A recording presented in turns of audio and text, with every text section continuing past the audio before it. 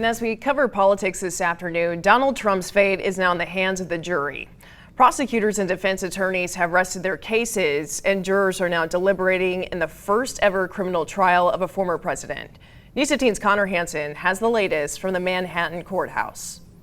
The jury has been instructed on how exactly they'll decide if the former president broke the law. They're now deliberating and will take as long as they need to reach a decision. Jurors are already asking the judge questions about key testimony from witnesses like Michael Cohen and David Pecker about meetings inside Trump Tower. After listening to more than a month of witness testimony and a marathon session Tuesday of closing arguments, a jury of 12 will determine Donald Trump's fate. Mother Teresa could not beat these charges.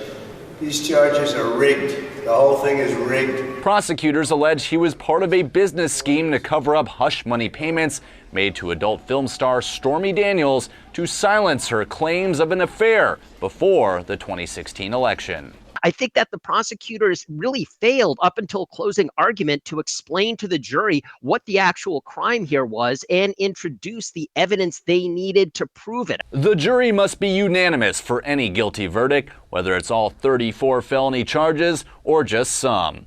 As they deliberate, the 7 men and 5 women can ask follow-up questions on handwritten notes. Trump denies any wrongdoing, but if found guilty, could always appeal.